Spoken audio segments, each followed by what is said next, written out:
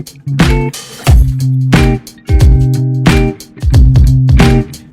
everyone, I'm Andy Harrington and I'm the Executive Director of the Canadian Foodgrains Bank. And hi, I'm Karin Achtelstetter. I'm the Executive Director of Canadian Lutheran World Relief. And this is Get to Know Your Canadian Foodgrains Bank member. So welcome, Karin. It's great to have you with us today. I almost want to say have you on the show because I've done so many of these. It's not a show, it's an opportunity to have a conversation, but it's great to have you with us. Yeah, and thanks, Andy, for having me. Thank you so much for being able to introduce to you the work of Canadian Lutheran World Relief. Thanks well, for that. I'm glad you said that because I'd love to know more about it. So tell us a little bit about the work of Canadian Lutheran World Relief. Yes, Andy, thanks. CLWR, or Canadian Lutheran World Relief, is one of Canada's oldest and most trusted international aid agencies. And I have to highlight that we are a founding member of the Canadian Foodgrains Bank. Yes. And we've been working since 1946, and we respond to crisis situations worldwide.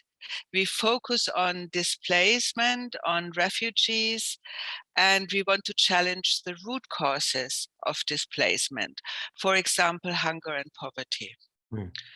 And we specialize in working, as I mentioned, with those that had to flee their homes. And we try to help them to go through different situations of crisis, to support them, to ensure that they can rebuild their lives in safety. And whether this means, for example, returning home or finding a home in a neighboring country and be safe and have protection, or we do this also through resettlement to Canada. And it's such an important work at the moment. It's always been an important work, but in this time of increased displacement and conflict and more internally displaced people, more refugees than we've ever seen before, it must be incredibly. It's not an easy job, Karin. How do you deal with that? What's a memorable visit you've taken on your work that's really brought that home to you? Yeah, but there haven't been so many memorable visits in the past years, of course, because of the COVID restrictions. But one of the visits just before the COVID restrictions and the travel restrictions started was a visit to Nicaragua. And at that stage, and I traveled with my colleague Akililu, and at that stage, we wanted to better understand a very small project. In fact, it's to support children and their basic needs of education. And we wanted to learn more about this project because we saw that there is a food component. And for us, the intention was and still is to bring this specific program into the support of Canadian Foodgrains Bank. So our visit was to a very remote area in Nicaragua where we could visit the importance, on one hand, of basic education for children, but we also could witness that whatever education efforts we are trying to do, it is not effective, or it can only be effective unless students are well nourished and have a full stomach to learn and to grow. And I could see the difference because on one hand, it is a basic education project, but on the other hand, it has this meal component. And so our intention was to travel there to better understand the needs of those communities, of these children, and to see how we can make a difference in the children's lives when they also can access food and schooling, and supporting the schooling efforts and the education efforts through also providing meals and food. And so that has been for me a very important learning experience. And it's still in my mind because we are now again working with this project because we want to be able to get the support from Canadian Foodgrains Bank. So that's one of those stories that I wanted to share with you. It's a great story, and I know from my own experience that you cannot teach children math and grammar and whatever subject when they haven't eaten for days. I've watched kids keel over in playgrounds and then be shepherded back. Exactly. Yeah. You cannot, kids, it's a wide, the education system has to be underpinned by food security. So I think it's a great illustration. And we could see some, children, some of them told me their story, because this program has been going on for quite some years now, and they have now grown up, and they through this program found the strength to also work in their communities to achieve a higher education. And that all has to do with that there is this basic need for food and meals is met. And I think, to see the results is just very encouraging. That's really great to hear. I mean, we both work in a world that has so much, need, and yet to hear those stories of hope is always a good thing. And it kind of brings me back to, we at Canadian Foodgrains Bank, we talk about being a Christian response to hunger. When you think of the Bible, what's a verse that kind of you hold on to when you think of the difficulty of hunger, of dealing with it, and the hope there is in food? Well, I hold on to very different verses, of course, of the scripture. But one I would like to mention in our conversation is actually a chapter in Deuteronomy, chapter 26, verses 1 to 15. I'm not going to read that now, but what is so interesting in Deuteronomy for me is because we usually see that as a book which is focusing on laws and commandments, how to worship, but we also get guidance on criminal law and civil law. And what I find, and it's like guidance how communities should live together.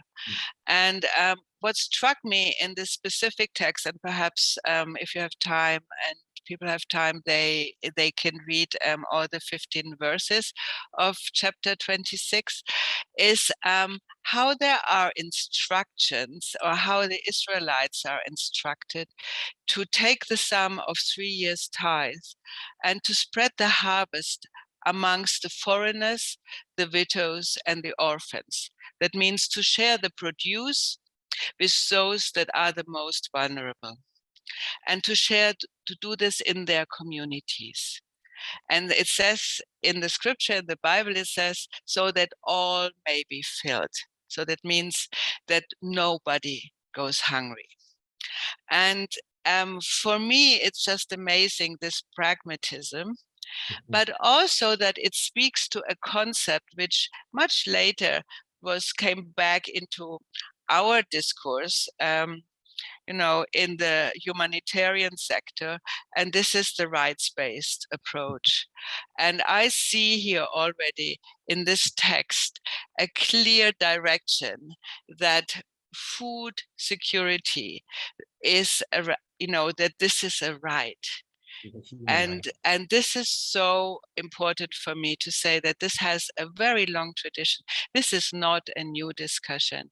We can go back to the Bible and we can find already there a deep understanding of what it means to have people that are food secure, and why they're made also, that they get also a food sovereignty. So it's both, it's food security and food sovereignty. And these are like fairly new concepts, but I find it amazing that we find them already in the Old Testament. Yeah, you're right. They're fairly new concepts in terms of our international development sector, but they are thousands of years old. The Bible talks about the widow, the poor, the orphan, and the refugee, and it talks about righteousness as living in right relationship, and justice as a sharing, not just mercy.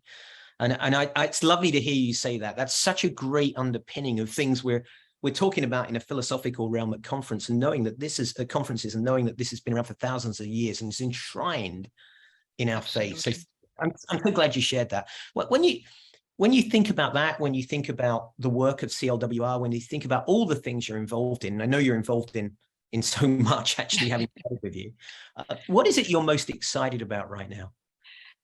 Oh, I mean, there are many things that are exciting. I mean, there are many worrying figures. So I want to say, you know, we are all aware of the food crisis globally and also in the Horn of Africa, for example.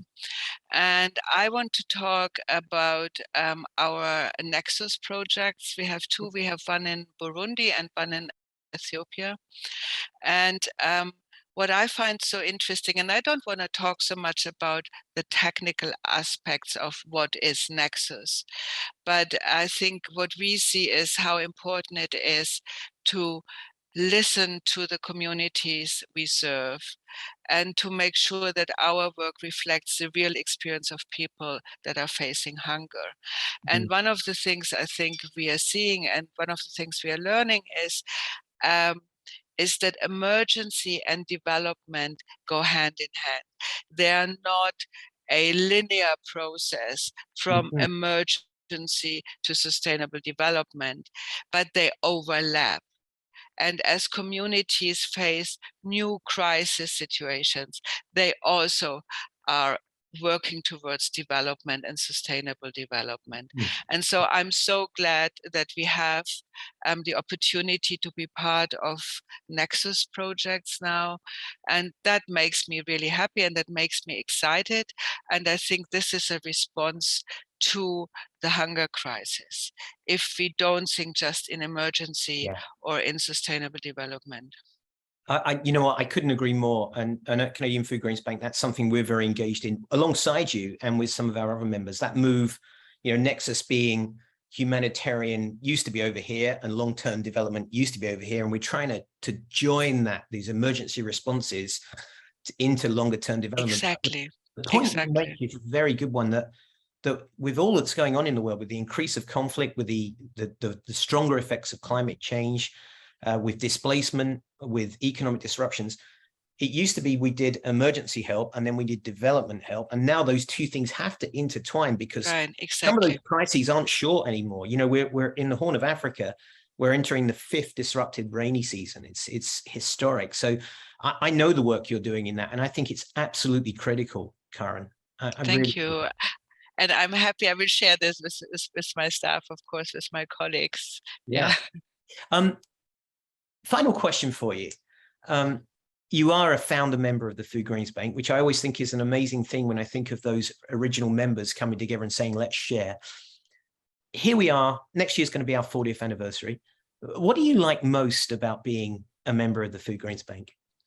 Yeah, for me, I must say I'm also on the board of Canadian Foodgrains Bank, and it's, first of all, it's a great experience because I think CFGB is a truly special and unique organization, and for so many reasons.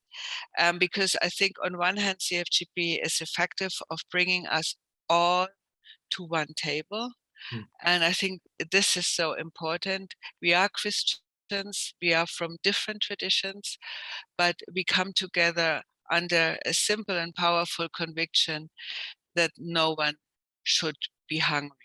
And for me, that has been an amazing experience, not just on the professional side, but also on the spiritual side of sharing our faith, but also doing this kind of faith in action, if I can say that. And so that is Canadian Foodgrains Bank for me. Thank you for saying that. I completely agree. There are many stories in the world at the moment that don't always help people to understand what true Christianity is in action. And I think Canadian Foodgrains Bank really puts our faith into words and action. And I'm so glad that you took that, you and your organization, CLWR, took that decision nearly 40 years ago to say, why don't we? Karin, it's been an absolute privilege to talk to you. It always is. But thank you very much, Andy. Thank you so much. And we'll talk again. Take care. Blessings. Take care.